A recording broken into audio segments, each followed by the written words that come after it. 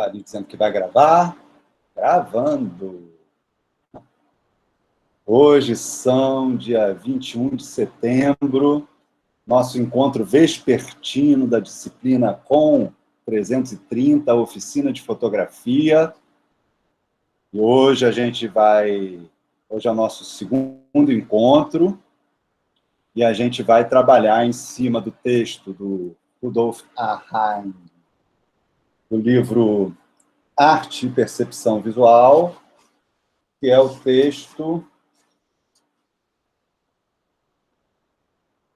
A Estrutura Oculta de um Quadrado, né? Faz parte da parte 1, Equilíbrio, a estrutura oculta de um quadrado. E a gente vai tentar refletir sobre os elementos desse texto, pensando como base de referência de imagens o filme Deus e o Diabo na Terra do Sol, tá? Que é o material da semana. E a gente teve um exercício recente também, só que ele trabalhava com qualquer linha. Era um exercício para você pedir para alguém da sua casa te fornecer uma dobra numa folha de papel aleatória, mas que atravessasse o quadro todo, atravessasse toda a folha, mas essa dobra poderia ser em qualquer direção. E essa dobra, feita por outra pessoa, era como um pedido de um diretor. Põe a câmera aqui, põe a câmera ali, faça assim, faça assado. E que você ia ter que resolver. Então, né? Se você desse a folha para alguém simpático a você, a dobra ia ser uma dobra fácil de achar. Se fosse alguém que tivesse a fim de te pregar uma peça, ela ia imaginar uma coisa assim, isso aqui ele vai ter dificuldade de fazer. Enfim, os trabalhos de fotografia são assim. Você tem o feijão com arroz, plano geral, campo contra campo, que é o feijão com arroz, plano a plano, cada cena, né, você faz isso. Plano geral, campo contra campo. Plano geral, campo contra campo. Aí vai o dia inteiro assim. Mas tem momentos onde você precisa criar e é desafiado, né? É aquele momento que você, fotógrafo, espera durante o dia, né? Aquela cena que eu quero fazer, que é que sai do feijão com arroz, né?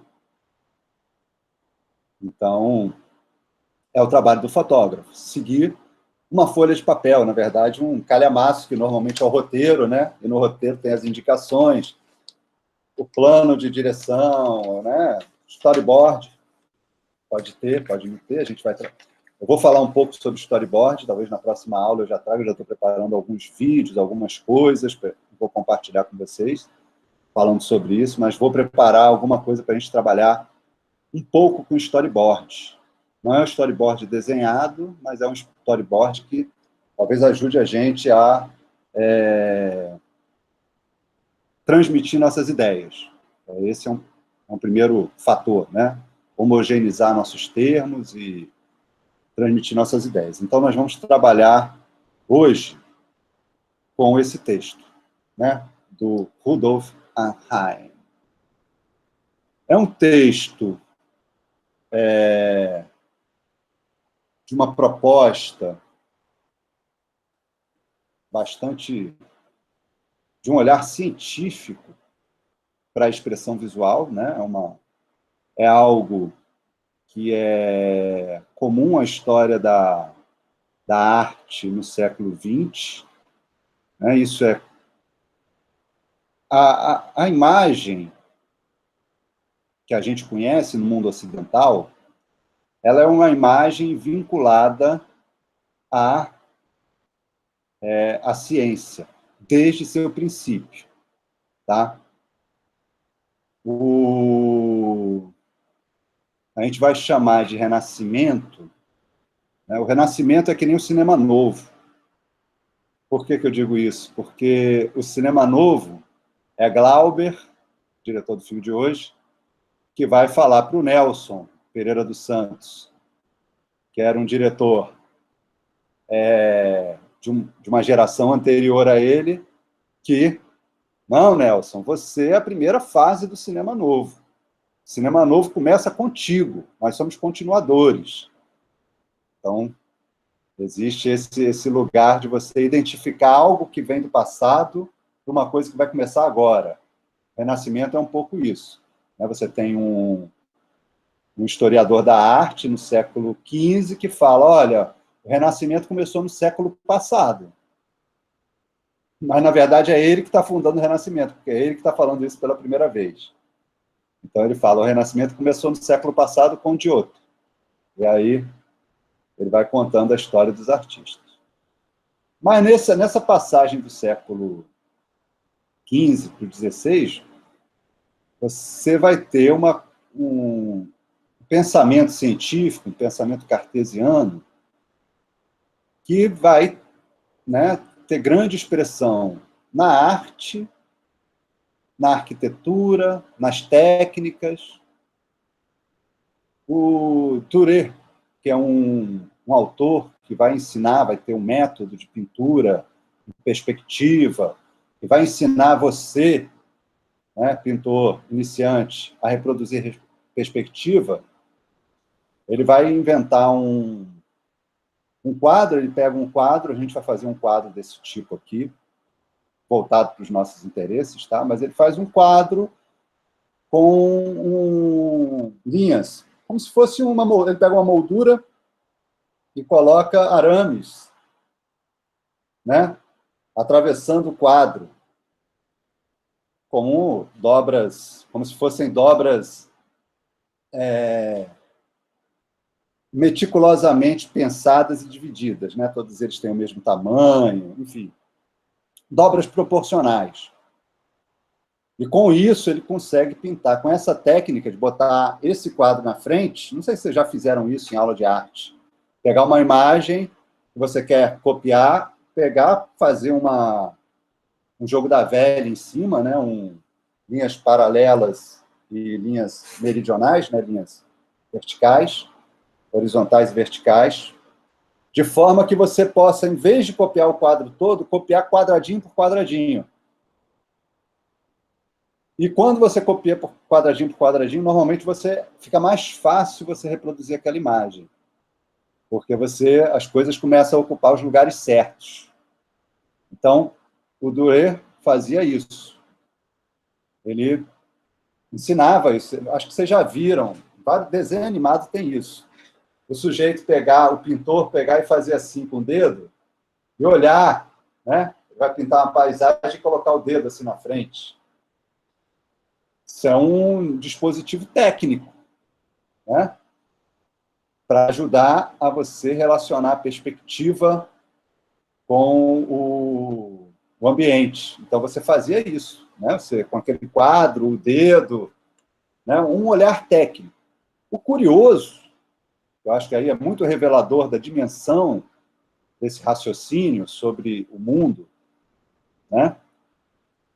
É que esse quadro que o Durer faz, onde ele cria meridianos e paralelos numa grade, numa moldura, e usa aquilo como uma ferramenta para pintar, e ensina aquilo como uma técnica, faça assim que você vai conseguir reproduzir, né? Curioso é que essa mesma técnica foi empregada pelos navegadores naquele período, século XVI, século XV. A técnica de dividir a Terra em meridianos e como é que é? Meridianos e paralelos e meridianos, né? É através desse raciocínio que os navegadores vão pensar que dá para dar uma volta na Terra, né? Eles já vão, quando eles começam a navegar, marcar pontos e começam a colocar eles num mapa gradeado, né? E cartesiano, essa ideia do raciocínio cartesiano, que coloca as coisas em seus devidos lugares, coloca elas no espaço e estabelece relações entre elas, que seriam relações aparentemente neutras, né? Seriam reais porque são neutras, não são desvirtuadas pela percepção. Seria uma representação neutra da realidade. Então, ciência e imagem são coisas que caminham há muito tempo juntas na nossa sociedade ocidental. E a gente chega até a câmera fotográfica, até o cinema, o cinematógrafo, como uma consequência direta desse raciocínio, de produzir uma imagem técnica, uma imagem fundada em princípios científicos. A nossa imagem é fundada em princípios científicos. Uma câmera fotográfica ela é um conjunto de elementos técnicos. É tecnologia. É técnica mais ciência, tecnologia. Né? Técnica com conhecimento. Então, a câmera fotográfica é um conjunto desses elementos. É a ótica, né, que é um estudo milenar, são os elementos da ótica. Num primeiro momento, a química dos materiais, a capacidade da luz registrar a luz, alterar o estado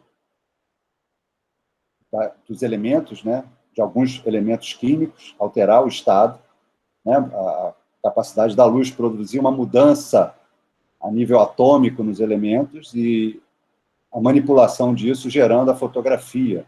Esse é um primeiro momento. Depois, o desenvolvimento de técnicas mecânicas, da reprodução do movimento, né?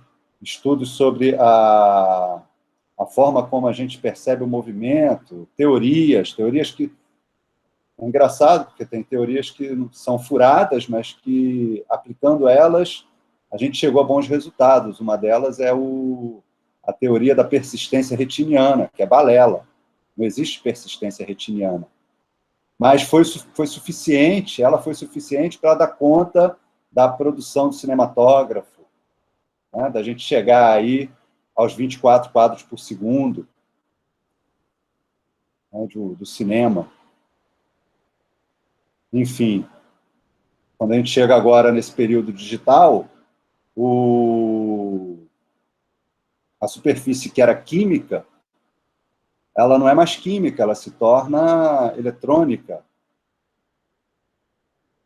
Então, você não tem uma alteração dos elementos, mas continua com uma alteração a nível atômico, né? Mas não é uma mudança nos elementos, apenas uma transferência de elétrons.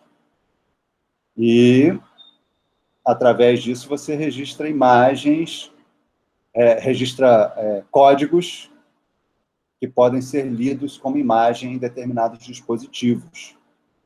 Que depois podem ser impressos, podem ser projetados, podem ser exibidos, transmitidos, enfim. Então, é um raciocínio científico sobre a produção de imagens. E a ciência, apesar de ela não ser um bem exclusivo do Ocidente, muito pelo contrário, né? Tirem aí as vacinas ocidentais, já deram 2 resultados de mielite, né? Enquanto a vacina russa, até agora, a gente não ouviu nada. Então, não sei se a gente vai poder confiar nos nossos ocidentais, até porque eles estão impregnados de um sentimento de egoísmo que é bastante estarrecedor e desesperançoso. Mas a gente, às vezes, acredita que ciência é coisa de europeia, ocidental. Então, a gente está numa gira decolonial e tende a querer, né, rejeitar a ciência como se ela fizesse parte disso. E ela não faz parte disso. Inclusive, todo o conhecimento sobre ótica, ele deve muito a cientistas que não são europeus. Na verdade, todo conhecimento deve muito não, ele tem uma origem que não é europeia. Né? Ele vem de vários lugares do mundo, né, em vários sentidos. Leibniz, quando inventou o código binário, ele estava inspirado no jogo de búzios. Então, é algo maior do que a gente possa limitar, né? Mas essa imagem tecnológica, ela é isso, ela é científica, né? E o livro do Arnheim, ele é devedor dessa lógica, né? É claro que aí a gente tem uma modernidade dessa lógica, né, que começa a investir com relação aos sentidos. Eu acho que é do século XIX, a fórmula dos sentidos, né? Me esqueci quem são os... Eu tenho esse slide em algum lugar, mas me esqueci o nome deles, que são dois cientistas que juntos desenvolveram a fórmula dos sentidos, como os sentidos evoluem, como a percepção evolui, como sentimento, uma fórmula de sentimento. Então, a gente foi evoluindo para isso, né? Para tentar, com o surgimento da psicologia, começar a pensar cientificamente as reações em relação a estímulos e tudo mais. A arte moderna era uma arte que vai investir nesse sentido, né, em grande parte. Não mais apenas representar o mundo, que ela se vê liberta disso por causa da fotografia, justamente, mas refletir sobre o mundo, né? E refletir sobre os elementos do mundo, e principalmente sobre os elementos com que ela opera. E aí você vai ter, né, a preocupação com cores, formas. E só, não quero contar uma história, eu quero falar sobre o círculo. Então, esse livro do Arnheim, ele dialoga com esse período moderno. Ele vai falar sobre como nós percebemos imagens dentro de um quadro, não é? É sobre isso que ele está falando. Está falando sobre a pintura também, mas sobre as imagens de um modo geral. Você imaginar que ele vai do cinema para a escultura, para o teatro, falando que toda a nossa percepção está impregnada do mundo ao redor. E é por isso que tanto o teatro como a arte do período moderno, ou como o cinema, também procuram espaços neutros. Como se a obra de arte ela pudesse se desprender dessa relação com o espaço. O professor João Luiz Vieira, da UF, ele tem um trabalho muito interessante sobre cinemas, que relaciona salas de cinema, sobre salas de cinema especificamente, relaciona a arquitetura da sala de cinema com essa questão do espetáculo cinematográfico. Então, as salas de cinema do período das grandes salas de cinema, né? Eu não sei se a gente poderia fazer um paralelo com as salas de hoje, mas as salas de cinema, o grande período das salas de cinema, né, eram salas que mimetizavam um estado de sonho. O que é o sonho? O sonho é a mente liberta do corpo. É a mente sem as amarras do corpo, né? Eu voo no sonho. Eu vou pelado para minha aula no sonho. Eu faço o que eu quiser no sonho. O corpo não está ali. Aí, quando eu me dou conta de que tem um corpo, quando eu caio, quando outras pessoas me veem pelado na sala de aula, aí eu acordo. Não, tem um corpo aqui, peraí. Aí eu acordo. Reencarno, né? Então, a sala de cinema, a sala escura, assim como o quadro branco, né? O cubo branco, né? Que é a versão sala de cinema para o mundo da arte. Aquela sala perfeita, branca, onde a obra estaria... Aquela imagem do filme THX, não sei se vocês já viram esse filme, não sei se é do Zemeckis, THX, que é um filme todo num cenário branco, com fundo infinito, sem horizonte, né? O cubo branco seria a contraparte das belas artes à sala de cinema, essa sala escura. Escura por quê? Porque vai imitar esse espaço do sonho. Uma poltrona macia, por quê? Para que você fique confortável e não fique, né? Não entre no seu corpo. Algumas salas de cinema, como a sala, o Cine Passeio, lá no Rio de Janeiro, né, na Cinelândia, capital da República na época, era uma sala de cinema construída com essa lógica, né? Então você entrava na sala de cinema, o piso da primeira parte era um mármore. Aí quando você atravessava a bilheteria, você entrava num carpete normal, assim, né? Um carpete de alguns milímetros de espessura. Quando você entrava na antessala, esse carpete se tornava um carpete mais grosso, de 1 centímetro. Então, seu pé já afundava naquele carpete. Mas quando você entrava na sala de cinema, você pisava num colchão, era um edredom, parece um tatame, né? Que você pisa e sente o pé afundar. Eu vivi isso a minha vida toda, não conseguia relacionar isso a nada, achava só interessante, mas era esse caminho rumo à cama. Um outro cinema que o professor Luiz João Vieira cita, né, e que é da onde eu venho, que é lá de Ramos, lá no Rio de Janeiro, que hoje é uma igreja universal, mas é o cinema de Ramos, né, da estação ferroviária de Ramos. Você sobe ali do trem e bem na frente, na estação, tem esse cinema.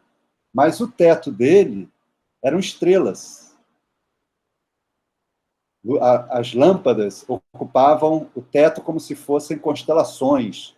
E na hora que ia começar a sessão de cinema, aquela luz ia apagando, né? Apagava a luz e o céu ficava estrelado, aquelas estrelas ficavam lá. E aí, só depois de um tempo, é que elas iam apagando. Mas a metáfora em relação ao sonho é clara, né? As portas com motivos, né, imitando pessoas, imitando bocas, olhos, aquela ideia de que quando você entra num sonho, você entra dentro de você mesmo, né? É tudo isso já na construção desse cinema. E se é isso na sala, e é isso também nos produtos, né? Esse lugar do sonho, esse lugar da ausência do corpo, né? Então, o Arnheim está circundado por esse sentimento. É um sentimento que também passa um pouco pela Bauhaus, né? Que vai explorar, né?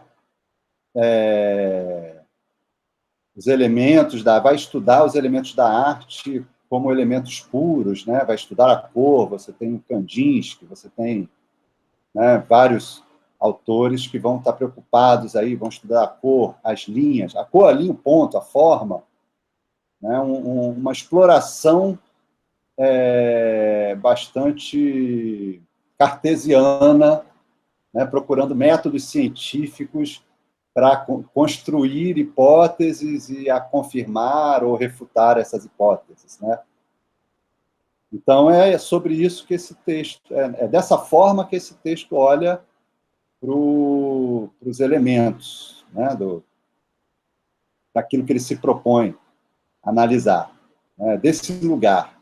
Ele está analisando as estruturas da imagem, né? Falando que a imagem, que a gente sempre observa, a imagem era absorvida de uma forma global, e os elementos que estão nessa imagem sempre vão interferir nessa imagem, né? A gente não dissocia a imagem do que está ao redor. Por isso que a caixa branca, o cubo branco e a sala escura vão tentar produzir essa suspensão do entorno, para que a experiência com a arte seja pura, seja só com a obra, que o autor tenha domínio sobre o que acontece naquele quadro, né? Uma samambaia sobre a televisão não interfira na narrativa, né? Um extintor de incêndio não interfira na percepção que você tem numa obra de arte, numa sala, num cubo branco, por exemplo. Então, esse é só um comentário de abertura. Agora é com vocês. Alguém? Alguma inscrição?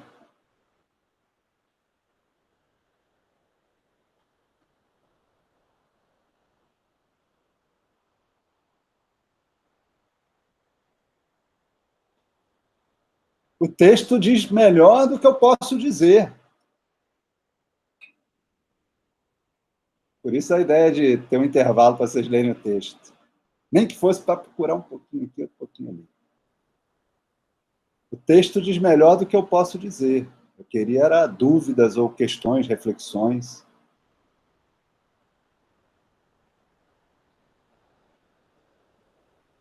Ninguém? Ah, céu azul com nuvens no aeroclube. Ah, não sabia, viu? Isso aí é... Mas essa é a lógica. George Lucas, no filme THX, acho que é. Tanto tempo que eu parei de usar referências a esses filmes estrangeiros. Cada vez mais eu só uso cinema brasileiro para minhas referências. Não tenho tempo de ficar atualizando todos os cinemas, né? Então, eu vou de cinema brasileiro, o outro ali vai de cinema africano, o outro vai de cinema latino, e a gente vai no que interessa.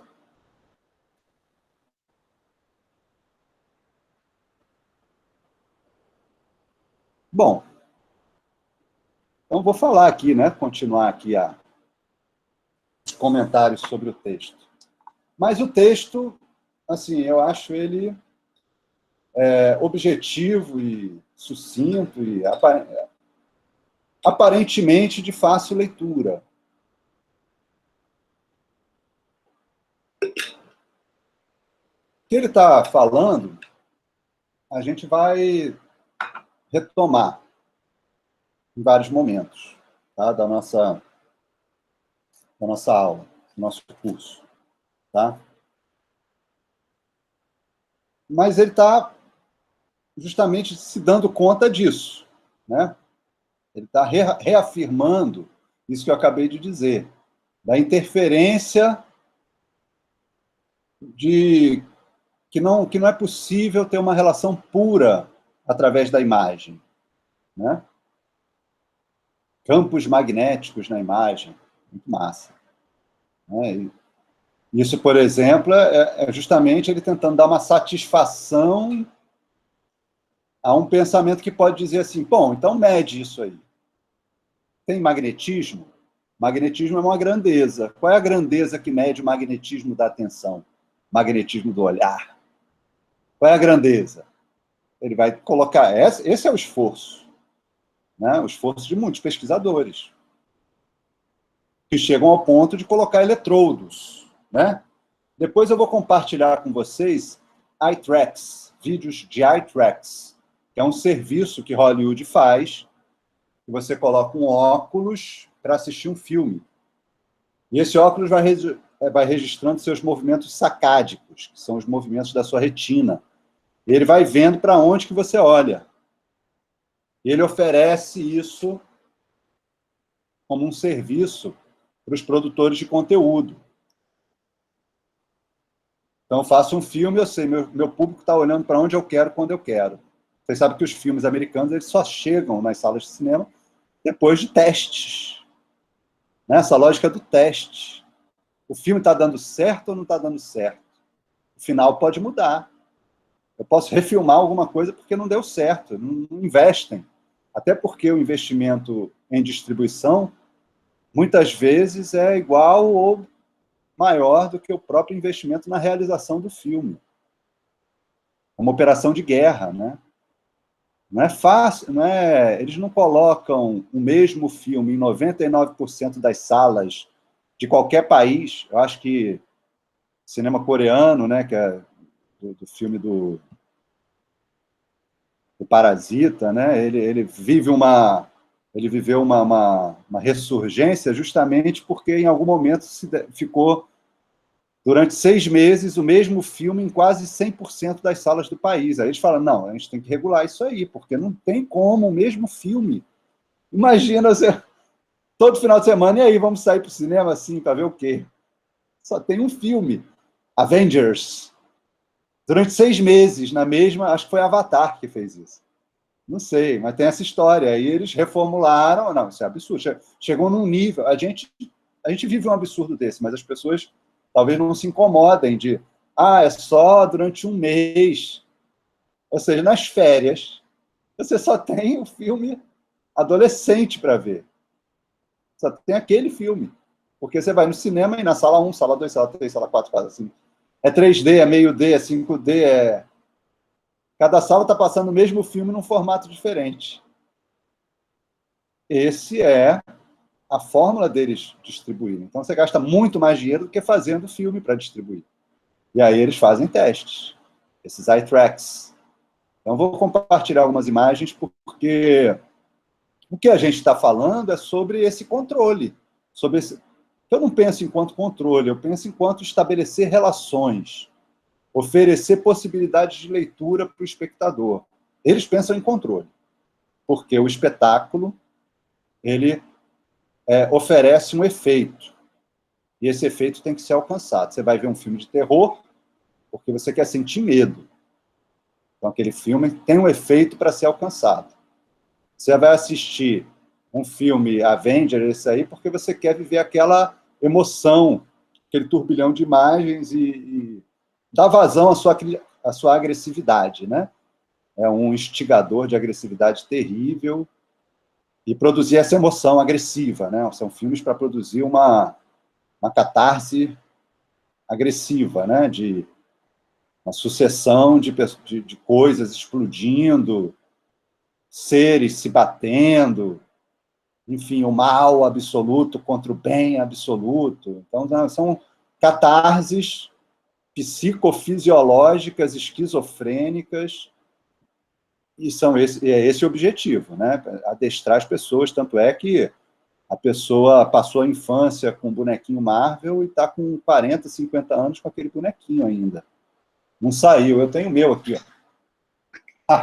Eu tenho o meu! Esse aqui é meu carrinho de 4 anos de idade, eu ganhei com 4 anos de idade, tem até hoje. Eu guardo aqui para mostrar para o meu filho, mas é só esse também. Não tem nada, eu nunca gostei de Pato Donald. Mas o carrinho ficou. Mas é esse o objetivo, né? Então, essa reflexão ela tem uma certa objetividade, né? Conseguir resultados. A fotografia, muitas vezes, ela trabalha para isso, né? Na publicidade, por exemplo, é esse o lugar. É esse lugar dessa imagem que tem que produzir um efeito determinado. E tem que dar certo. Tem que criar um sonho, tem que criar uma ilusão, tem que fazer você querer passar margarina no seu pão, comer ração de peru, ao invés de comer um alimento de gente, né? Então, você compra margarina porque você quer ter uma família doriana. Agora o Omo lançou o sabão em pó que mata o Covid. Como se nenhum sabão em pó matasse o Covid. Só agora o Omo mata o Covid. Comprovadamente mata o Covid. É muito cruel isso, muito cruel. Porque é muita desinformação. Né? Isso deveria ser proibido. Mas é a essência da propaganda. Eu tenho que te convencer de que você precisa daquilo. E a imagem, um determinado tipo de imagem, um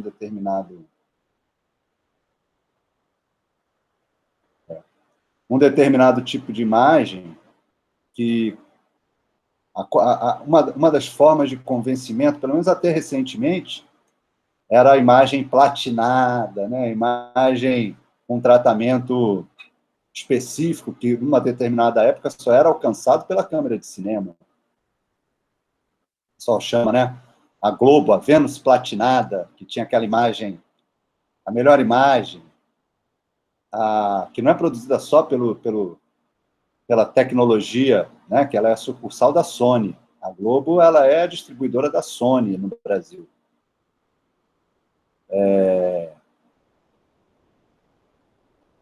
Você tinha um termo, né, que era usado quando a Globo se instalou, que era o padrão Globo de qualidade. Então, era aquela imagem. E isso, normalmente, né, beleza, de uma certa forma, durante muito tempo, durante a modernidade, se associou à verdade. As formas belas reproduziriam a verdade, seriam verdadeiras, né? E, então, assim, o tratamento de imagem do Jornal Nacional, ele produz mais fiabilidade. Um bilhete, né, a gente brinca, né? É verdade esse bilhete? Porque um bilhete não pode ser verdade, porque a verdade é uma matéria editada no Jornal Nacional. Um bilhete não pode ser verdade. Uma coisa escrita com a mão, um papel amassado, né? Não pode ser verdade. Isso até recentemente. Aí estamos vivendo agora um momento onde, quanto mais tosco o meme, mais capacidade de convencimento ele parece ter. Quanto mais rabiscado o negócio for, mais ele parece conseguir produzir um efeito mais sinceridade, né? Enfim, confusão total.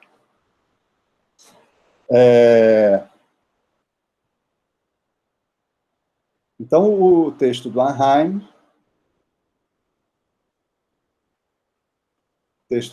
vai explorar esses elementos, né? Então, ele vai colocar ali, vai fazer que nem a gente, que é alguma questão. A Midian colocou alguma questão aqui maior, vou ler a questão maior, porque as outras eu consigo ler rápido. A Midian colocou um testamento aqui, deixa eu ler. Fiquei pensando na questão das inferências, como essas operações da memória que desencadeiam e acrescentam ou deixam de lado os fatos visuais expostos, ou seja, a forma de interpretar a imagem, quanto também no campo da subjetividade, o que pode ser para além do que é considerado lógico, verdadeiro ou real dentro das percepções padrões. Nossa, e pensar em percepções padrões é uma forma de realmente viajar nos condicionamentos visuais que temos. Agora, ao mesmo tempo que o condicionamento visual que a gente tem, ele, ao mesmo tempo que ele é um condicionamento, ou seja, ele é guiado por alguma coisa, ao mesmo tempo ele é muito desenvolvido. A gente tem um lidar com imagens muito desenvolvido. Ao longo dos anos, né, desde a minha vida, né, eu fui vendo uma aceleração constante do ritmo do corte, por exemplo, nos audiovisuais. E, normalmente, a gente atribui isso aos ritmos de leitura de cada plano. Nós somos capazes de ler uma imagem e um segundo de um plano já é muito para a gente. Né? Teve um ano aí que os filmes competiam para qual tinha corte mais rápido. Acho que era o ano do Mad Max. Aí tinha esse, mais tantos filmes. Qual tem a menor média entre os planos? Mad Max tinha 1,16 segundos, a média. Ou seja, a média de todos os planos era 1,16 segundos. Era 1. Só que de vez em quando ficava vários cortes, né? Tum, tum, tum, tum, tum, tum. Aí às vezes tinha um planinho maior. Eu gosto muito do Mad Max. Para você ver como é que a coisa é meio repetitiva. Vou contar uma história para vocês. Eu, quando era criança, tinha um filme... Eu sou da época dos Trapalhões. A gente fazia fila no cinema de passar a tarde toda para ver um filme dos Trapalhões. E tinha um filme dos Trapalhões que passava na sessão da tarde, que era uma sessão vespertina. Nas férias, então, era uma maravilha, porque a criançada ficava ali vendo aqueles filmes. Na minha época, você tinha que, para ver alguma coisa, você tinha que agendar e estar ali esperando naquele horário. Era assim que a gente via filmes. Hoje em dia é diferente, você vai lá e dá o play. Mas na minha época você tinha que estar lá esperando para ver. Então tinha um filme que eu não perdia nunca que passava. Eu via 2 vezes por ano, que era O Trapalhão no Planalto dos Macacos. Era uma paródia do Planeta dos Macacos, aquele filme com Charlton Heston, aquele filme terrível, né? Mas hoje já tem as franquias, né? Você vê que eles não conseguem nem inventar nada de novo. Mas estão repetindo, só repete, né? Não tem nada de novo. Nunca. Nesse lugar. A única coisa que eles conseguem de novo é alguma coisa que foi produzida em outro lugar. Aí eles fazem a versão norte-americana daquela coisa que é nova, mas que já deu certo. Aí eles reproduzem. O que é novo lá é chupado de algum outro lugar, né? Então, Hollywood trabalha nisso.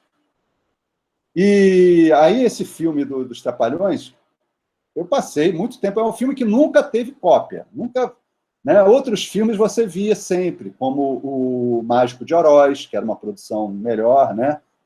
Ou o Saltimbancos Trapalhões, eram filmes que ficaram, que era fácil de rever durante a vida, mas esse, o Planalto dos Macacos, sumiu, mas era o que eu mais gostava, eu não entendia por quê, né? Aí eu já estava aqui em Salvador, dando aula na UFRB, cheguei a dar aula um dia ali no Shopping Guatemi, no Shopping Salvador lá, e encontrei nas Americanas esse filme vendendo. Eu, poxa, cara, comprei no mesmo dia, fui para casa rápido, botei assim no computador, na época que tinha CD em computador, hoje em dia nem isso tem mais, DVD, né? Eu fui assistir ao Trapalhão no Planalto dos Macacos. Realmente, o filme é uma bomba. Mas aí eu entendi por que eu, criança, gostava daquele filme. Porque a história é a seguinte, é o filme que primeiro aparece o Mussum, né, o Antônio Carlos. É o primeiro filme que ele aparece, né? O Mussum do Originais do Samba. Ele já estava trabalhando na TV, em alguns programas, e vai aparecer nesse filme pela primeira vez, antes do Zacarias entrar no... Mauro Gonçalves entrar nos Trapalhões, né? Então, começa esse filme com o Didi e o Dedé, né, a dupla central ali, que estão fugindo da polícia, e o Mussum é o policial, é um dos policiais, né? É a polícia, correndo atrás de Didi e Dedé. Você tem um monte de bandidos correndo atrás deles. E durante meia hora de filme, é essa fuga. Eles entram em galinheiro, eles entram em vá pra praia, tem corrida de lancha, é uma sucessão de fugas. Até que eles entram num balão. Não sei porquê, tem um balão lá cheio, pronto para subir, e entram os três, o policial, que é o Mussum, que está correndo atrás de Didi e Dedé, e o Didi e o Dedé. E esse balão, por algum motivo, começa a voar. Quando esse balão voa, aí você tem um momento de tranquilidade, é aquele balão voando no céu, aqueles planos tranquilos. Aí esse balão vai parar lá na Pedra da Gávea, que é o chamado Planalto dos Macacos. Seria um lugar onde o tempo parou, como se fosse o Monte Roraima, um lugar onde você vai encontrar os ancestrais da vida, né? Lá no Monte Roraima, que existe, né, essa narrativa do século XVII, XVIII, né, do mundo perdido, né, que você estaria na América, que seria justamente um Monte Roraima, esse platô onde a vida teria se preservado diferente de outros lugares, um pouco como a ilha de Madagascar, né, que você tem espécies que você só tem lá porque em algum momento ela se separou do continente e produziu uma evolução específica. Então, o Planalto dos Macacos seria isso. Nesse Planalto, os macacos são donos, mandam. E quando eles chegam, né, chega Mussum, Didi e Dedé, nesse Planalto, os macacos começam a correr atrás deles. E aí corre até acabar o filme. Quando eles conseguem fugir, e acaba o filme. É só isso. Isso é exatamente o Mad Max, esse último. Porque eles correm, aqueles caminhões no deserto, portes vertiginosos, até que eles chegam num lugar, que é onde eles estavam, para onde eles estavam fugindo. Aí, quando chegam nesse lugar, eles veem que naquele lugar não tem nada. Aí, poxa, tem nada aqui, né? Tá vazio, não acontece nada. Vamos voltar? Aí corre, até chegar de novo de onde eles saíram e acaba o filme. Então, é esse tipo de cinema, né? E essa velocidade do plano. né? É claro que o cinema, por ser uma narrativa, onde as imagens se sucedem, assim, existem milhões de cinemas, tá? Existem várias formas de fazer cinema. Não sei se vocês já ouviram falar em cinema fluxo, é um cinema dos anos 2000, final dos anos 90, que é um cinema de sensações, onde a narrativa tende a ser esvaziada e onde você tem planos longos, onde você tem tempo de contemplar uma imagem. É um cinema diferente. Mas, normalmente, as imagens se prestam a serem editadas, né, com outras e comporem uma narrativa. E nesse fluxo de imagens, que deve ter alguma continuidade, você precisa impor aquilo que você está querendo contar, ou seja, direcionar o olhar do seu espectador. O que eu estou contando? O que eu estou mostrando? Para onde que o meu espectador tem que olhar? Qual os sentidos que ele pode extrair dessa imagem que vão colaborar, que não vão desviar a atenção dele em relação à narrativa que eu estou apresentando, né, ao que eu estou me propondo fazer. Então, existe essa necessidade de continuidade, existe uma necessidade de certa objetividade na hora de construir um plano. É diferente de uma pintura. Você pode ficar parado diante dela e absorver ela como se fosse um espetáculo. A pintura do século XIX, ela, inclusive, se torna um espetáculo, né? O Daguerre, que é o inventor da fotografia, ele também era dono de dioramas. Existia em Paris, ali perto da Torre Eiffel, ali como se eu conhecesse, mas é ali perto da Torre Eiffel, tinha um boulevard, o Boulevard das Diversões, e você tinha ele, o Daguerre, ele era dono de uns 3 ou 4 dioramas. Diorama é um espetáculo, é uma sala que você entra, né, bem grande, um pé direito alto, e lá você tem uma imagem formada por planos, é como se fosse um cenário de uma peça de teatro. Daguerre era cenografista de teatro. Mas é como se fosse um espetáculo de teatro, onde, com um jogo de luzes, essa imagem vai mudando. Então, você via, por exemplo, pôr do sol em Pequim.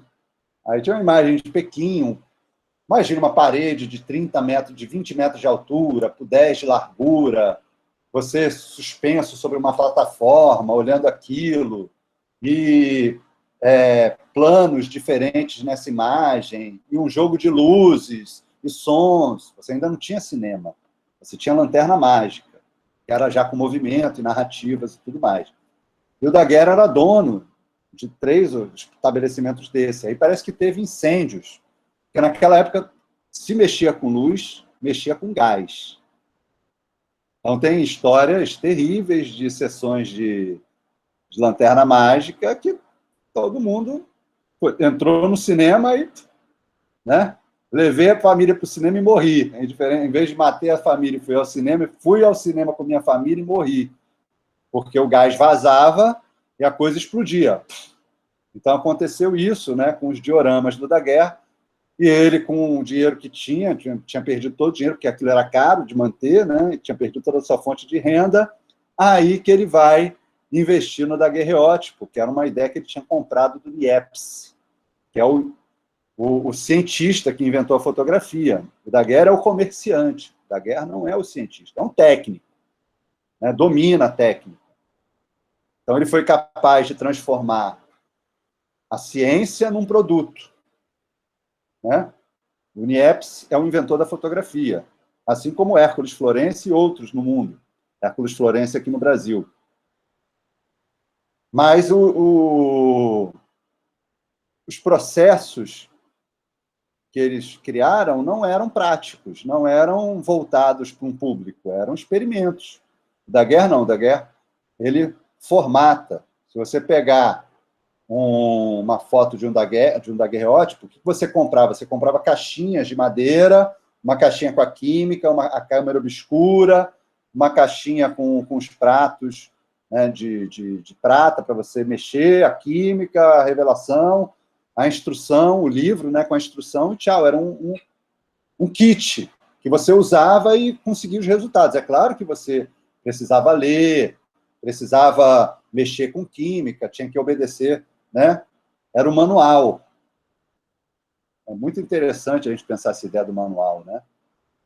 Mas era uma coisa que dependia de uma interferência grande, mas, ao mesmo tempo, era prático. Você seguia o que estava escrito no manual e você tinha bons resultados. Então, o Daguerre faz isso, ele comercializa, ele cria algo comercializável. Mas ele fazia esses espetáculos, o diorama, né? E ele vai começar... Tanto é que ele vai chamar a invenção dele de daguerreótipo, porque não existia patente. A única forma dele dizer que aquilo era dele era dar o próprio nome, né? Daguerreotipia, acho que é 1856. Não sei exatamente essas datas. Depois vocês pesquisem aí.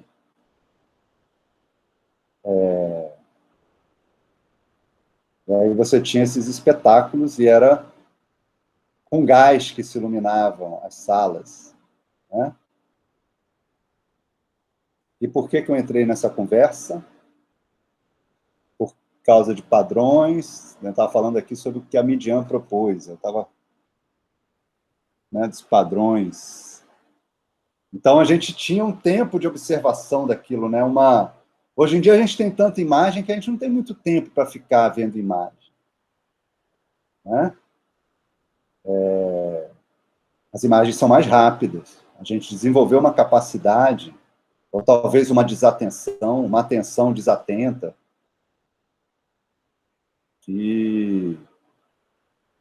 mas uma capacidade de leitura, né? Uma leitura dinâmica, né? Das imagens, dos textos, enfim, que faz parte, né? O cinema ele tem que lidar com essa realidade dele. Ou seja, né, eu acho que a grande lição desse texto que a gente está falando aqui é a questão do entorno. Com quais imagens você está produzindo imagens para que contexto?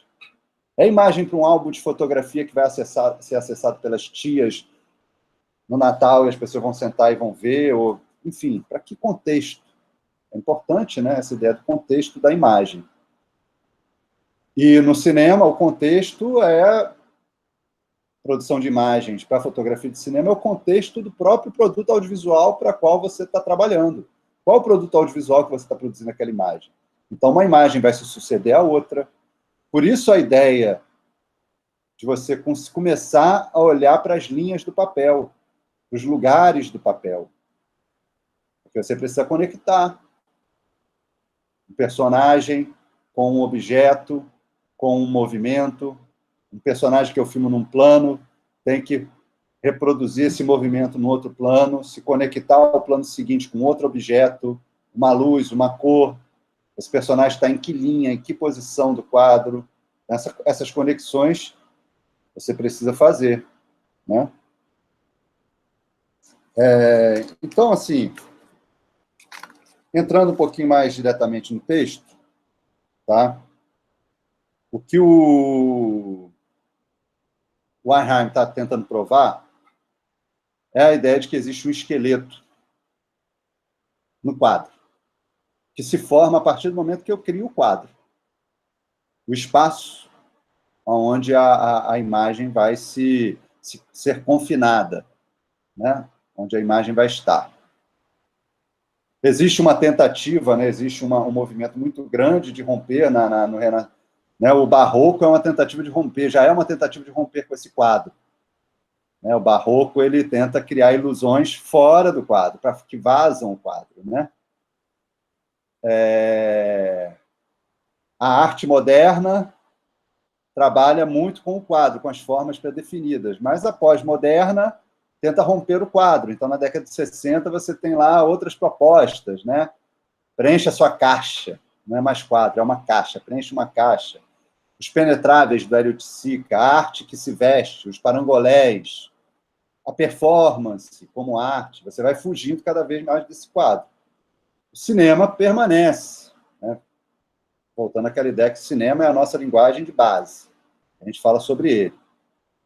O cinema permanece com esse quadro. Tá? E o nosso quadro tem forças. É isso que o Arheim está tentando provar. E elas podem ser localizadas por experimentos. Eu faço experimentos que me provam que isso não é aquilo, aquilo é melhor que isso, aquilo produz esse efeito. Eu faço experimentos. Não é? E é isso que ele vai trazer nesse texto. A princípio, ele parte de duas formas contrastantes, né? Ele faz um experimento bem claro, né? Que é um quadrado e um círculo, contrastantes na forma e contrastantes na sua saturação, por assim dizer. Né? Um é branco, né? Ou seja, sem saturação nenhuma, e outro é preto, totalmente saturado. Né? Então, eles têm um contraste tonal aí, extremo. Tá?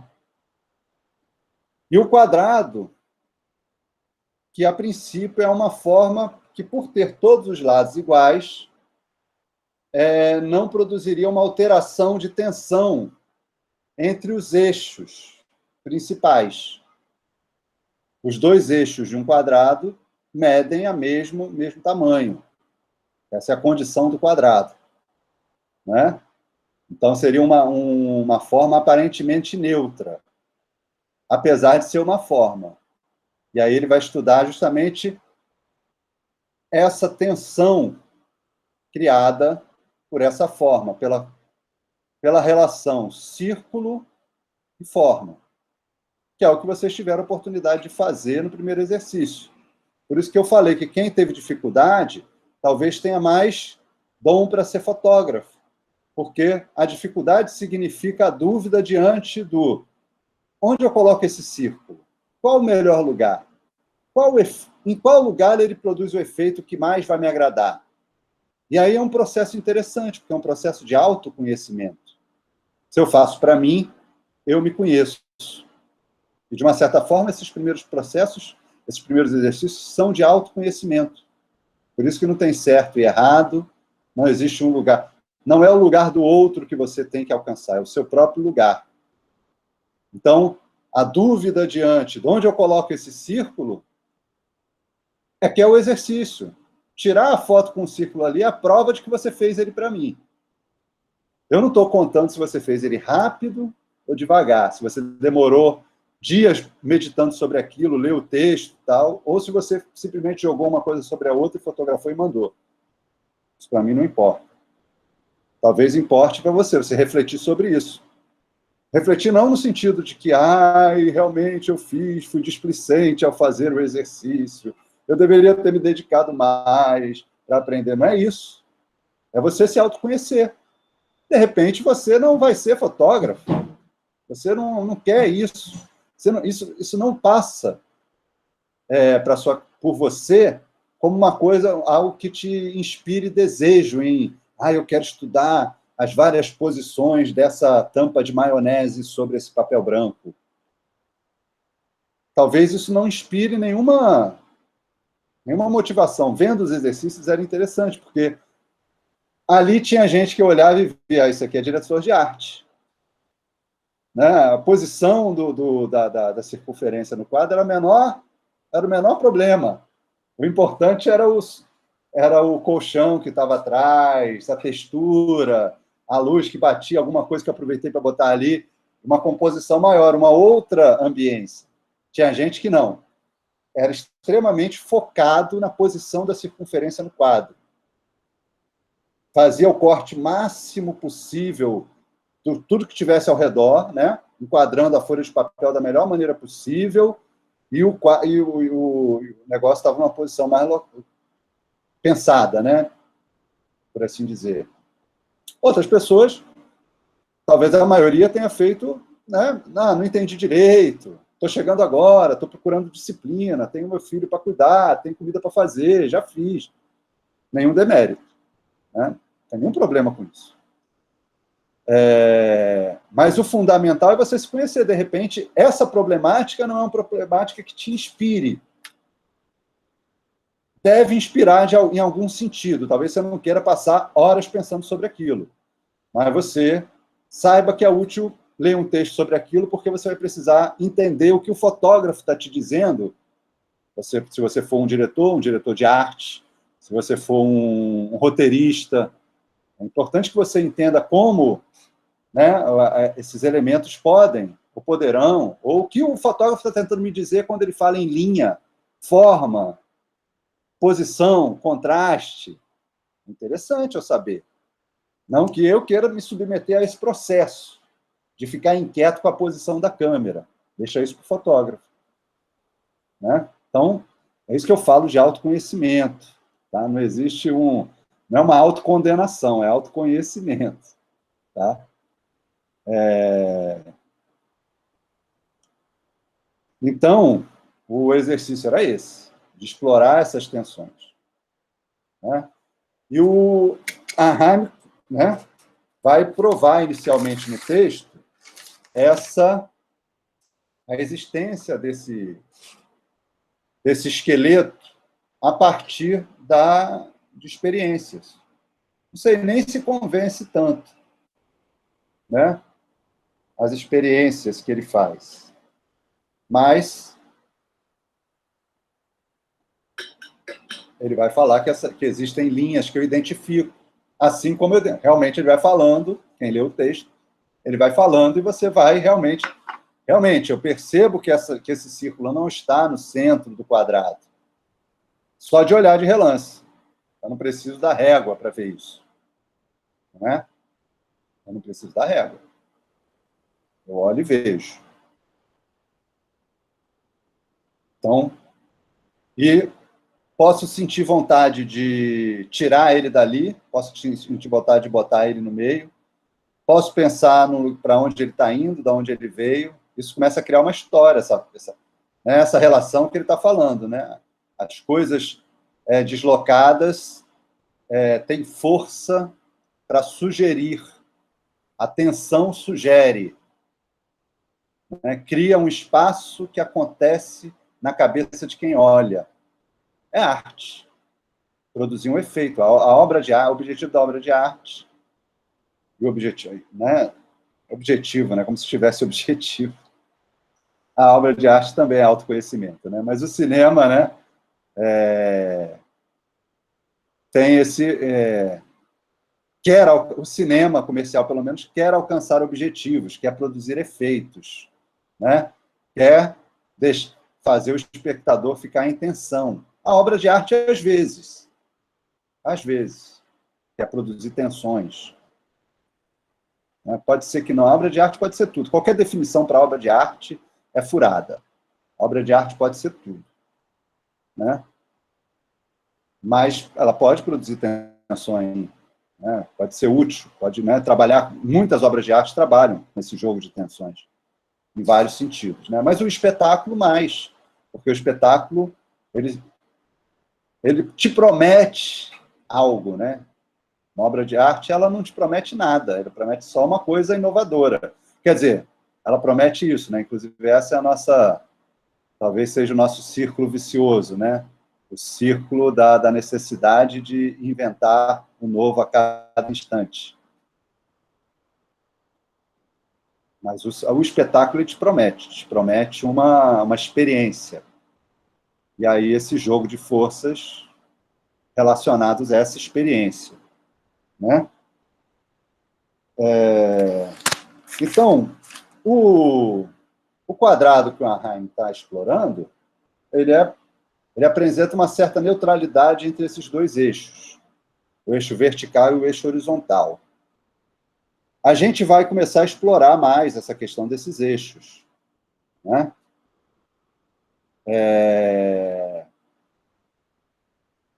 O cinema, inicialmente, ele começou com uma tela que se aproximava dessa proporção quadrangular, de 1 por 1. É uma proporção, um lado de 1 para um lado e 1 para a base, 1 para o outro lado e 1 para o topo. Isso é um quadrado.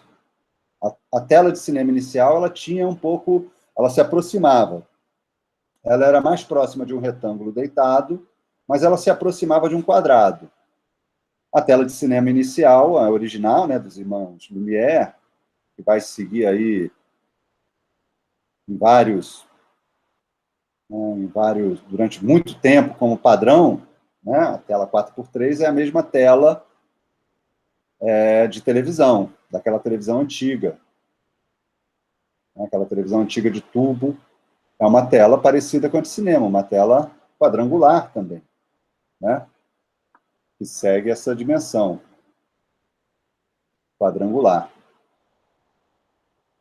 Uma tentativa de neutralizar a relação entre o eixo horizontal e o eixo vertical. Tornar a tela mais neutra, talvez.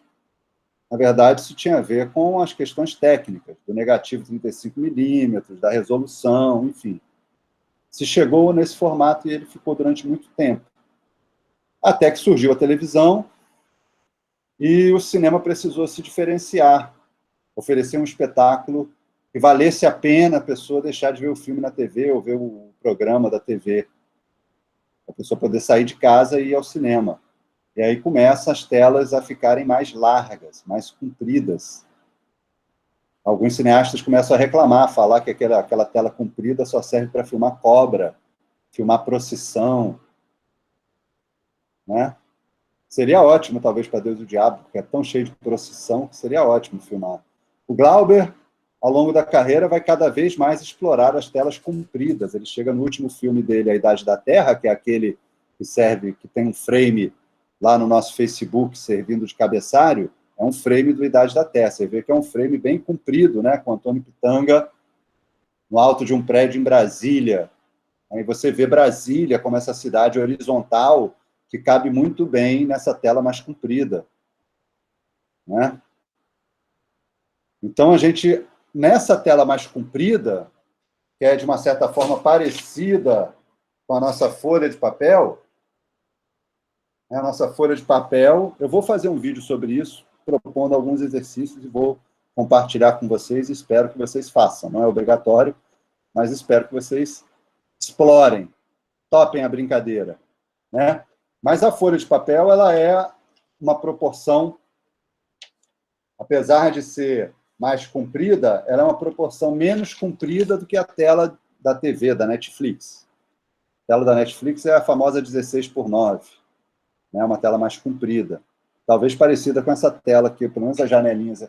A minha janela muda a janelinha. A janelinha num computador é quadradinha. No outro computador está 16:9. Ainda tem isso, essas mudanças. Mas a tela mais comprida, ela apresenta uma outra relação de tensão, né? Os eixos diagonais, eles passam a ter eles não são mais tão em ângulo reto, o cruzamento deles. Começa a ser um cruzamento mais diagonal, né, mais irregular, né, com ângulos obtusos em cima e ângulos agudos, né, nas laterais. Altera.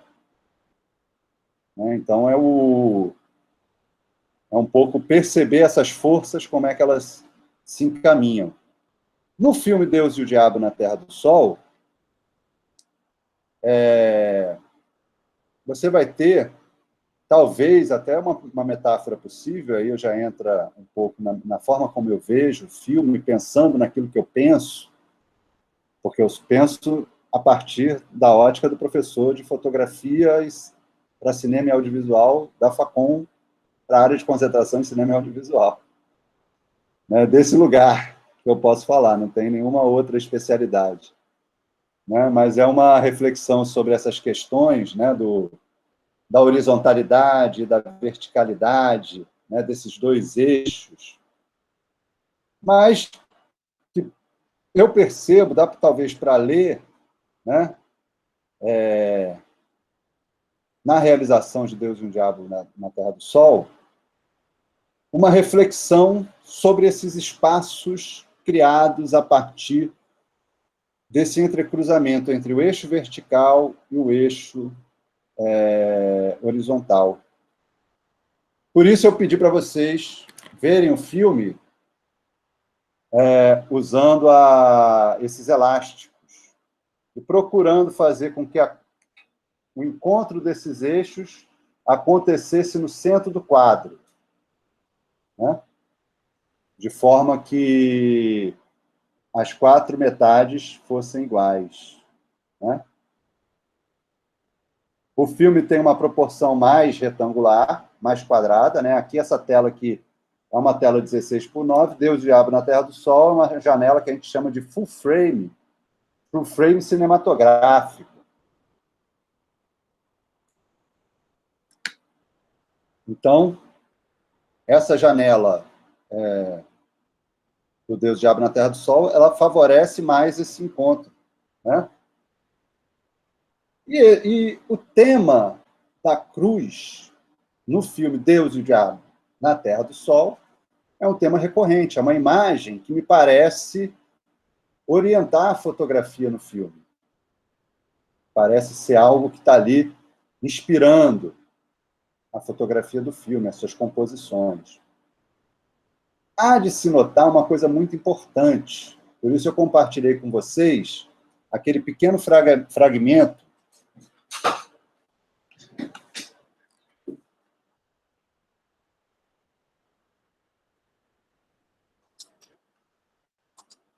desse livro aqui, Os 50 Anos Luz, Câmera, Ação, que é o livro do Edgar Moura, um fotógrafo nacional, tá?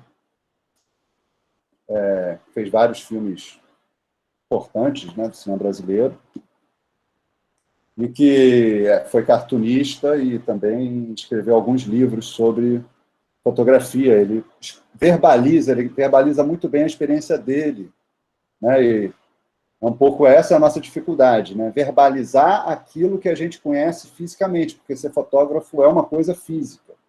Desde do trato, da experiência visual que vai se formando, até a questão física, né? A sua interação física com a máquina, câmera, com espaço, set de filmagem, enfim. Mas que nem sempre consegue ser verbalizado. Então, bacana que ele verbaliza bem. Então, é um livro bem interessante. Apesar de ser recheado de algo que a gente padece, né? Que no ambiente da fotografia de cinema é muito comum. Ser fotógrafo de cinema, como grande parte das áreas valorizadas, sempre foi um espaço para homens brancos, né? Então, você vai ter várias piadinhas racistas e machistas espalhadas por aqui.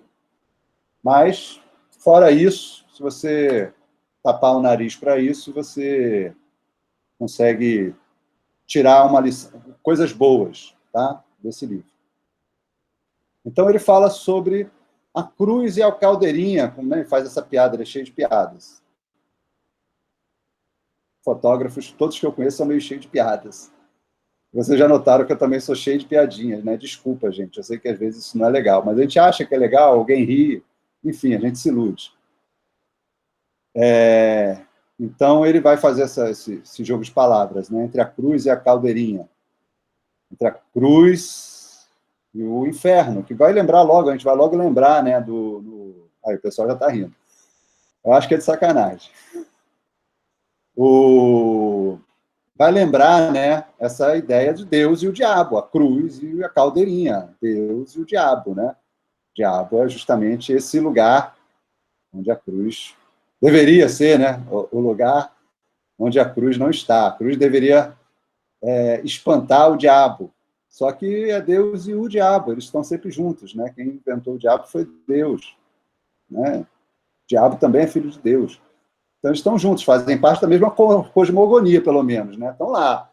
Eu posso não participar dessa cosmogonia, mas estão lá. Eles juntos, estão sempre juntos. Está no mesmo livro, né? Deus e Diabo. Está no mesmo livro.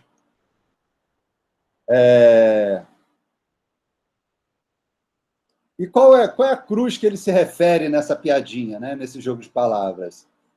É uma cruz que fica no centro do quadro quando você vai fotografar em cinema. Ou ia, porque hoje em dia essas linhas que aparecem no quadro, elas já são criadas digitalmente. Alguém citou no exercício a regra dos terços, né? Alguém citou a regra dos terços. E a regra dos terços, ali, nesse caso, não é a regra dos terços, o que eu propus para vocês fazerem. Eu propus vocês fazerem simplesmente uma mira central, uma cruz no meio, que é uma cruz como a que você tem numa mira mesmo, de uma arma de longa distância, né? Infelizmente, me desculpem falar em arma, mas eu detesto falar em armas. Nem em filme, nem em nada. Mas, porque a câmera de cinema, em muitos momentos, ela se confunde. Você, inclusive, tinha um dos pioneiros da reprodução do movimento, né? É um cara que inventou o fuzil fotográfico, que fazia várias fotos de pássaro. Você apertava aquele fuzil, e fazia várias fotos ao mesmo tempo e conseguia reproduzir o movimento dos pássaros. Final do século XIX, né? O cinema sendo usado para estudos da locomoção animal. Então, essa relação, né? Você vai ver vários fotógrafos falando dessa relação, né? Eu saio para caçar com a câmera, né? Eu vou tirar uma foto como quem caça. Tem essa relação, infelizmente, muitas vezes. E é mais um aparelho, enquanto está na lógica dos aparelhos desse mundo ocidental, né? Bacamarte e a câmera obscura compartilham do mesmo universo, né? E isso é real, né? Faz parte, marca a nossa espiritualidade ocidental, né? Então, essa câmera, arma, ela tinha uma mira. A mira sempre foi essa cruzinha no meio do quadro. E por que essa mira é importante? Por que é importante você ter desenhos no quadro para te orientar? Porque o cinema, as coisas se movem. E você é um fotógrafo em tempo real. Você fotografa tudo o que está acontecendo diante da câmera, em movimento. E existe o movimento das coisas e existe o seu movimento. Você pode se movimentar, você pode movimentar a câmera. Então, você tem que acompanhar, você tem que fazer mira. Você não pode perder o objeto que você se propôs a acompanhar. E é isso, essas linhas servem como mira. Essa cruz no meio do quadro é uma mira. E ela se torna real, porque é ela que orienta a movimentação de câmera. Algumas composições, mas principalmente as movimentações de câmera. Quem leu o texto de Edgar Moura, ele fala, né, desse caminho que você percorre e que você tem que se preocupar com o quê? Em fazer a cruz chegar no lugar que você planejou que ela chegasse. Acertar o ponto final desse movimento que você planejou fazer. E isso se faz milhões de vezes. Desde o planejamento de uma cena, antes de você começar a filmar, até o exato momento em que você está movendo a câmera. Num documentário, você, como fotógrafo, você tem que planejar esse movimento antes de executar. E você tem que pensar, eu vou botar a minha mira naquele lugar.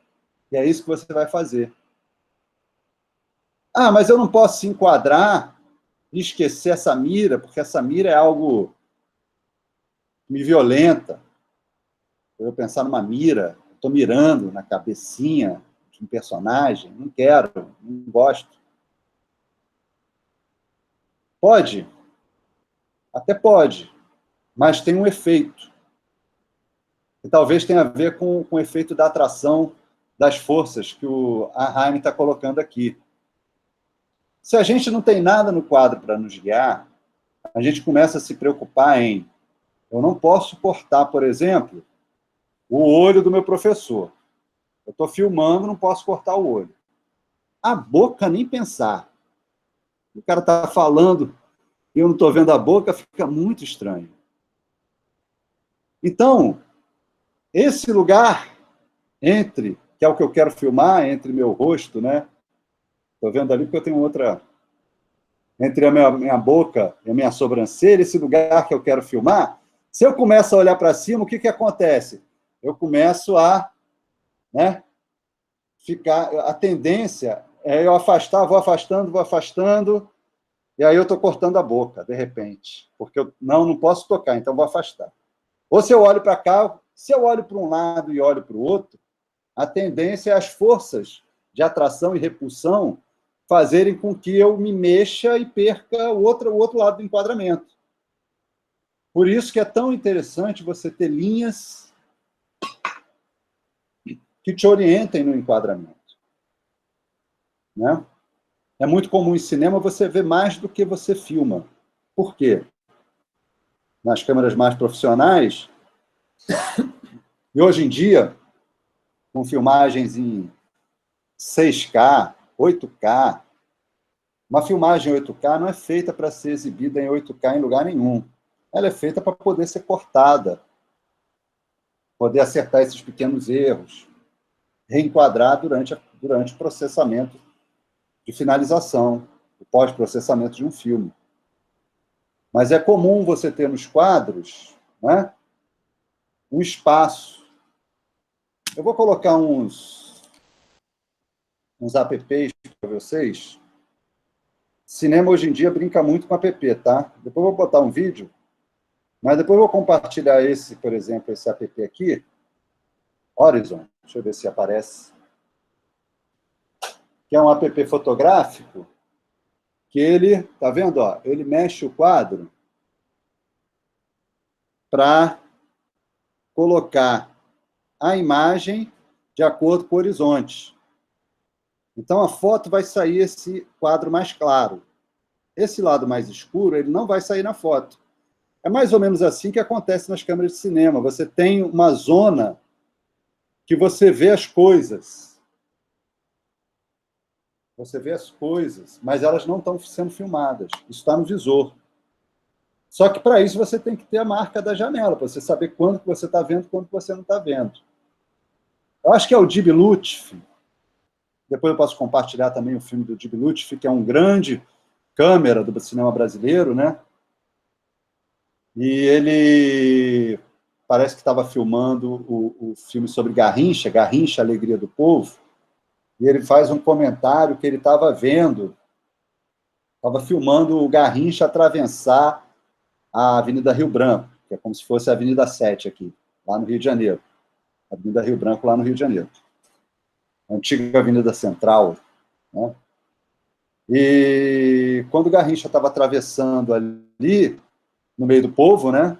Era essa o que ele tinha que filmar, Garrincha no meio do povo.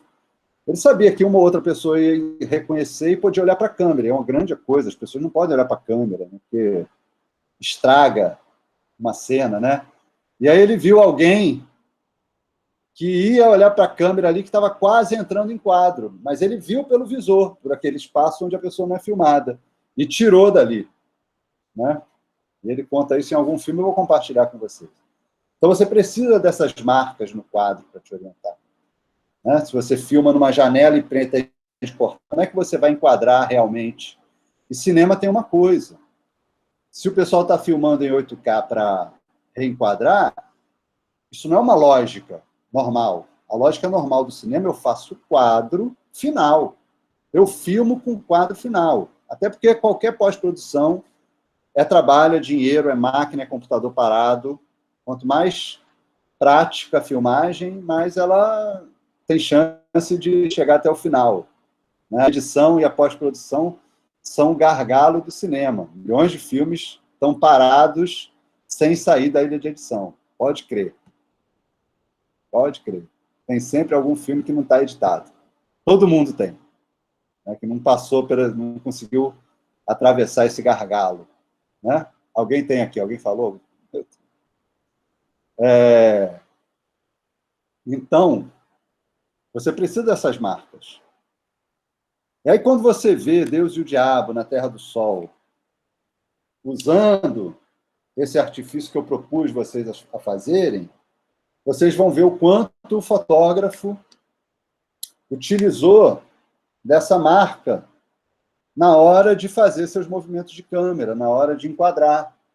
Esse é o objetivo básico do cinema, tentar perceber como o fotógrafo percebeu o ato de compor naquele momento. É um filme que muita câmera na mão, né? Vocês viram.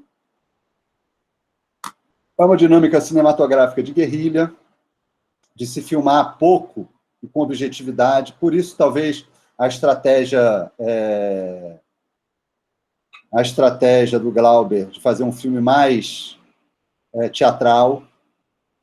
Você vê que várias coisas ali são representações teatrais. Por quê? Porque o que está acontecendo é dito, não é mostrado. O que é dito é que é a cena. Você tem um palco, né? Os acontecimentos se configuram como palcos, né? Você tem o início, ele parece um filme mais cinematográfico, né? Ele vai se tornando mais teatral, principalmente no momento em que o Manuel e Rosa sobem Monte Santo, né?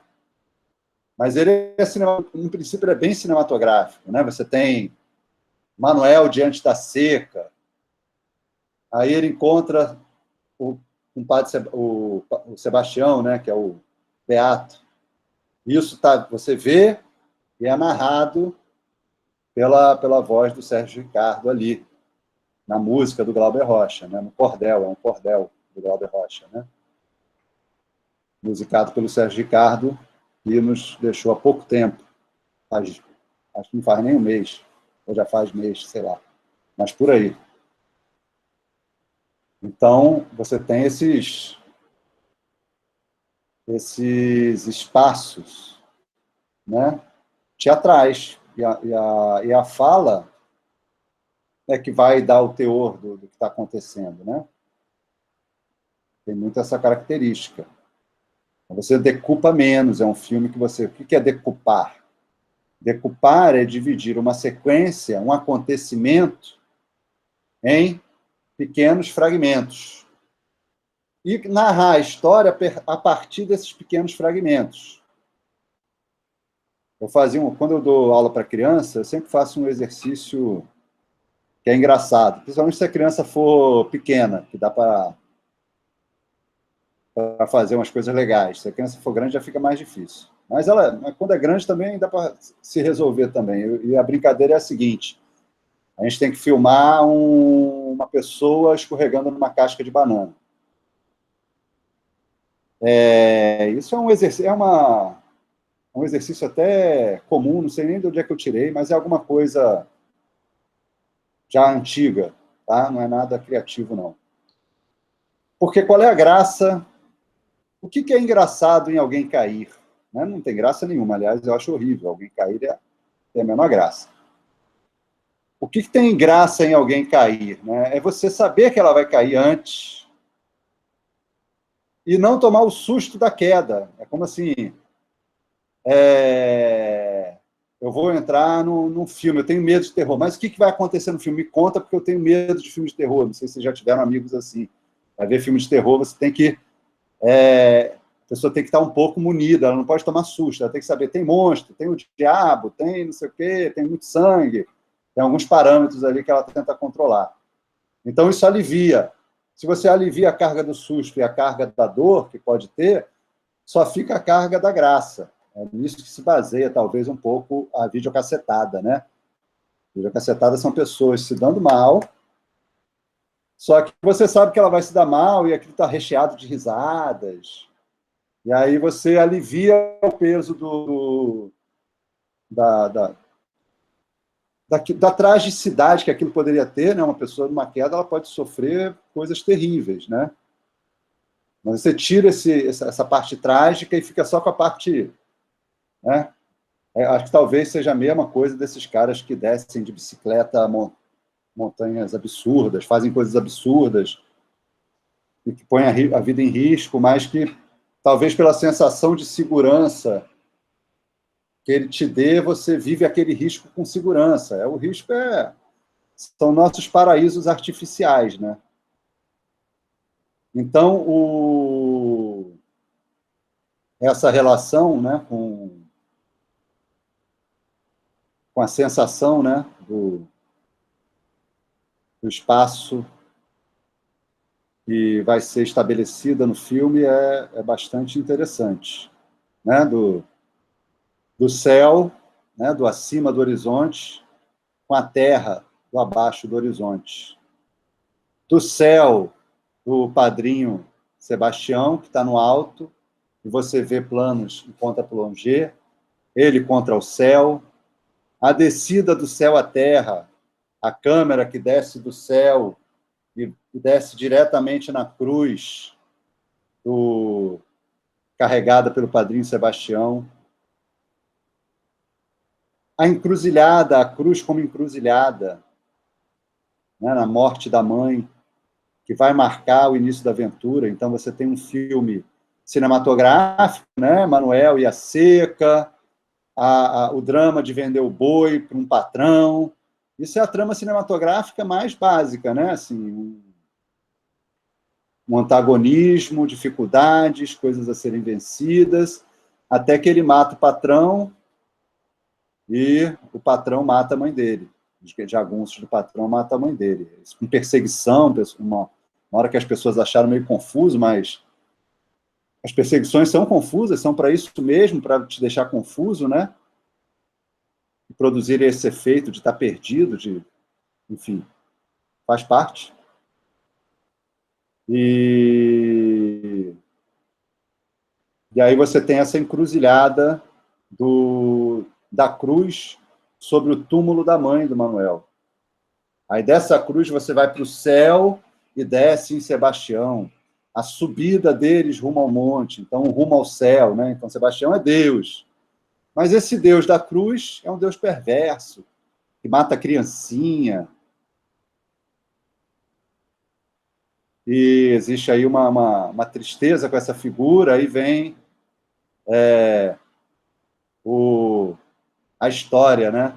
Que é Antônio das Mortes, que é aquele que faz o que tem que ser feito, é o Haussmann.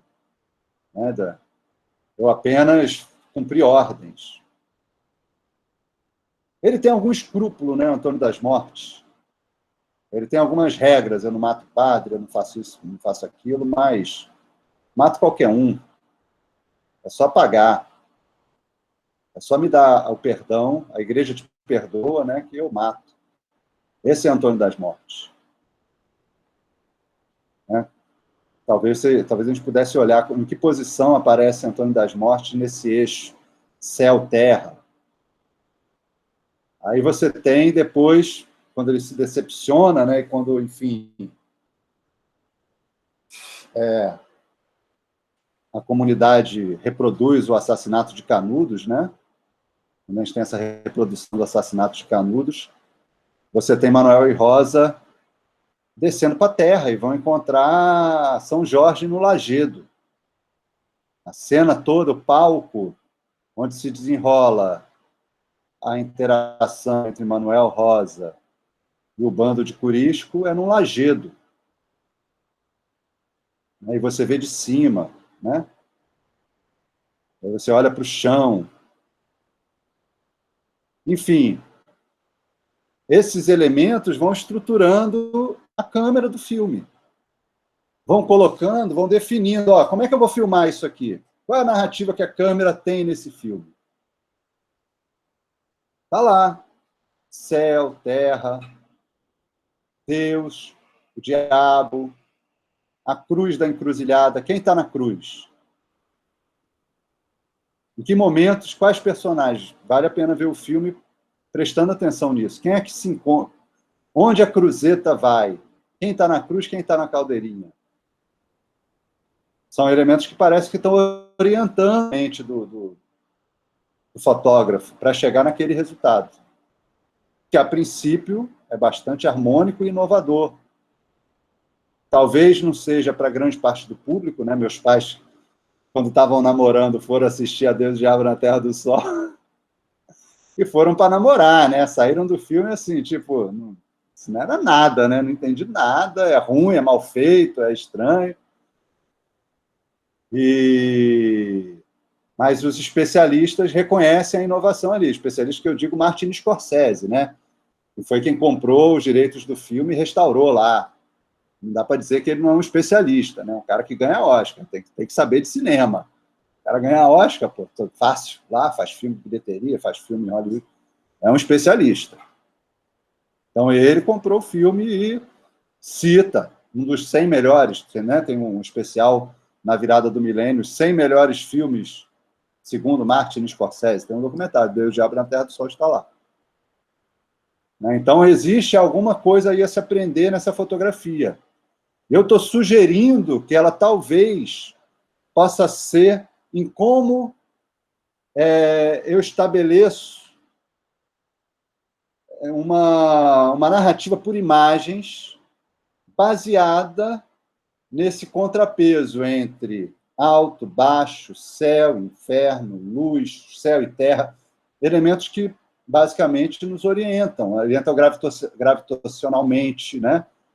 Ele vai falar dessa questão, o Arnheim traz no texto dele uma questão muito importante, que é a questão do equilíbrio, como que nós percebemos o equilíbrio, como que o equilíbrio é uma...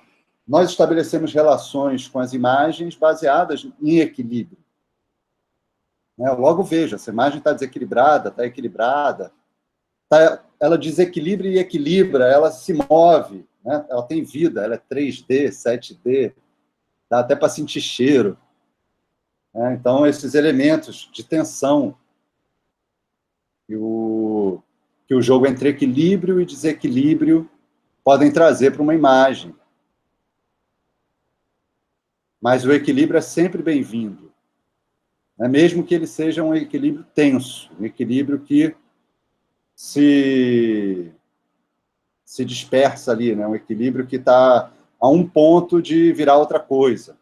Isso é ótimo para o cinema, esse desequilíbrio, porque isso instaura progressão, ajuda você a caminhar de um plano para outro. Se você nota um desequilíbrio e nota uma direção, o próximo quadro, pegando esse desequilíbrio e retomando um equilíbrio e apontando para um novo desequilíbrio, pode dar dinâmica para essa narrativa cinematográfica, esse jogo.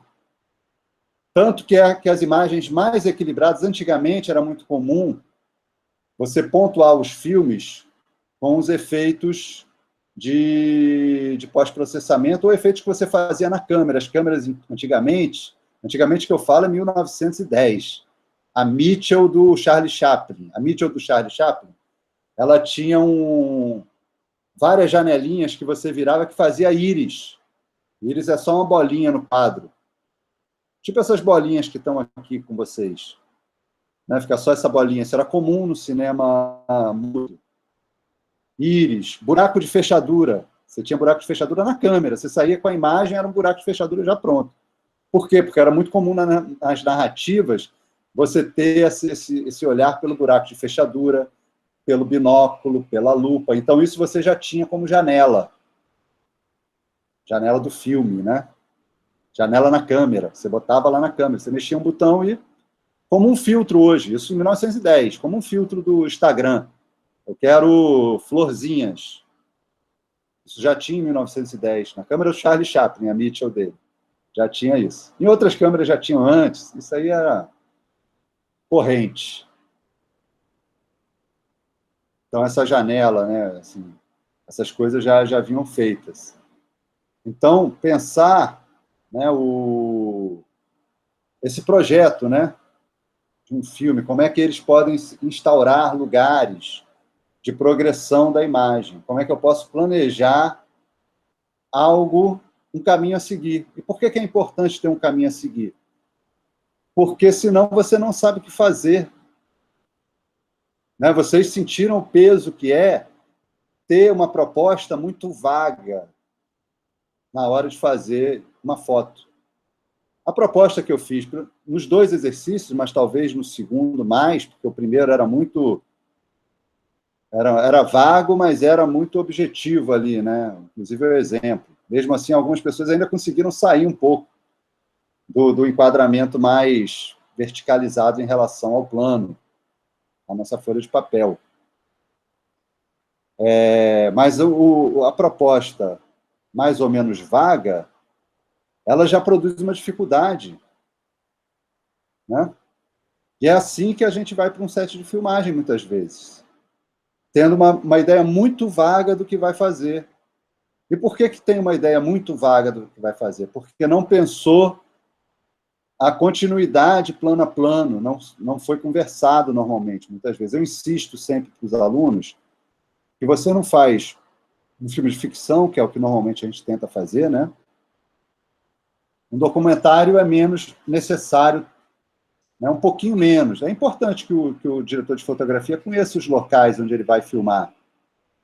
Mas, às vezes, não dá. Por exemplo, se eu for filmar o Círio de Nazaré, eu posso ir dias antes para estudar o lugar. Mas o Círio de Nazaré é só no dia do Círio de Nazaré, aquele monte de gente, como é que vai estar. Aliás, ninguém consegue prever onde é que vai estar o quê, porque é tanta gente, tanta coisa, né? Que nem a festa do Bonfim. É só no dia da festa do Bonfim. Eu posso, né? Eu venho de outro lugar e vou filmar a festa do Bonfim. Eu posso antes fazer o percurso. Mas a festa do Bonfim é só no dia da festa do Bonfim. Então, o documentário, às vezes, não dá para eu saber tudo. É claro que é bom, se eu puder fazer o percurso antes, é o dever de casa, que a gente chama. Esse é o dever de casa. É que nem vir para a aula tendo lido o texto. Ajuda a aula a render e ajuda a voz do professor não ir embora, ficar aqui falando. Eu vou esperar até 4 horas para ver se chega a gente, 4 e pouco. 4 horas eu paro, para a gente falar outras coisas, sei lá. Então, o dever de casa para o fotógrafo é importante, para a equipe toda, não é só para o fotógrafo, para a equipe toda. O diretor tem que pensar a estratégia dele, como é que ele vai filmar. Por quê? Porque são muitas pessoas trabalhando. E todo mundo tem compromisso na vida, todo mundo tem coisas para fazer. Não dá para a equipe ficar lá esperando você decidir o que você ainda vai fazer, ficar testando, o ator ficar testando. Então, você tem os ensaios dos atores, você tem ensaio do figurino, você tem visita à locação, e mesmo com isso, você precisa ter um plano. Então, a proposta do Deus e o Diabo me parece um pouco dialogar com esses elementos.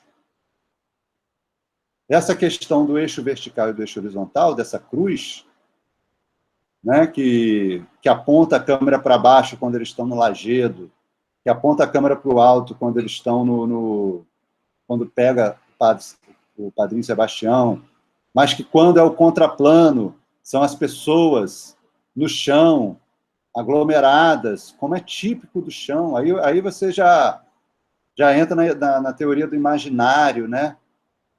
A mitologia da terra, a terra e as minhocas, o povo como minhocas na terra, né? As minhocas como cabelo, o cabelo como um elemento feminino e a terra como mãe, como gestadora desse potencial, mas, ao mesmo tempo, visto de cima, esse povo que tem potencial, mas é um povo potencial que eu vou explorar, como Padrinho Sebastião, né? Como vários que tiveram aqui, Matota e Matata lá no aeroporto, nas dunas do Abaeté, que mataram 15 crianças, sei lá, 7 crianças, jogaram no mar. O tamanho poder que eles exerciam sobre os fiéis de uma determinada comunidade. Então, esse poder da terra, que é poderoso, mas, ao mesmo tempo, é assustador, né? Contra esse céu apolíneo, né? Que eu falei que o Luiz Antônio Simas fala do céu como oxalufânico, né? Oxalá como o algodão, as nuvens. Esse lugar que não é perfeito também, Oxalá é todo errado, né? Mas que parece, né? Que tem uma coisa lá. Então, essa dinâmica, né? do céu com a terra, isso é muito potente, né? Essa linha horizontal, né? Essa separação luz e terra, é fundamental para o fotógrafo. Fundamental. Ter algo a dizer sobre ela no filme. Só para encerrar, né? Eu acho que a gente já chegou perto da hora. Só para encerrar, vou contar uma história que talvez explique bem isso que eu estou dizendo, né? O Spielberg, parece que ele tinha 17 anos, estava terminando o colégio, e já queria fazer cinema. E alguém conhecia o John Ford. John Ford é um cineasta mítico, né? Aquele cara, o cineasta do tapa-olho, né? E que fazia aqueles filmes de faroeste, aquelas imagens do Monument Valley, aquelas imagens daquelas montanhas, que qualquer desenho de faroeste tem que ter aquelas montanhas, né? O Papaléguas e Papaléguas, né? O Coyote, né? Aquelas montanhas do Monument Valley. Aquelas montanhas são as montanhas do John Ford, né? Como se ele fosse dono daquilo, né? O John Ford, grande cineasta. Aí o Spielberg, com 17 anos, foi lá, no escritório dele. Aí tem a parte da história, como toda boa piada de cinema, tem sua parte machista, né? Que entre uma secretária e outra, o John Ford recebeu o Spielberg, né?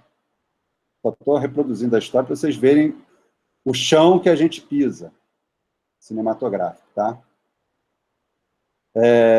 E aí o Spielberg foi falar com o John Ford, e o John Ford teria apontado para ele, logo depois, opa, tudo bem, garoto? Quer fazer cinema, né? Olha para cá.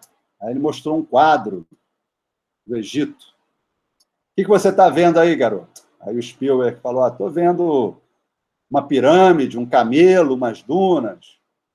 Aí o John Ford, tá bom, olha aquela ali. Era uma foto do Japão. O que você está vendo? Estou vendo Monte Fuji, umas ondas. Ah, garoto, você não serve para fazer cinema, cara. Você não está vendo o horizonte.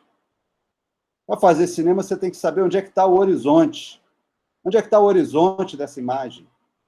Tamanha importância dessa linha como elemento narrativo. O próximo exercício é sobre essa linha, né? A linha do horizonte. Tá? E a gente vai trabalhar sobre ele. Alguma questão?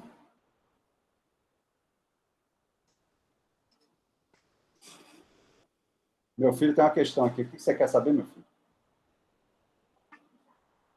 Por favor, não pode aparecer sem camisa aqui, não. Dê licença que eu estou em aula. Sim. Tudo certo. Preciso sair. Tudo certo. Como 2 e 2 são 5. Vou fechar aqui a gravação, então, tá? Terminando nossa aula, interrompendo a gravação. Para quem está ouvindo, até a próxima.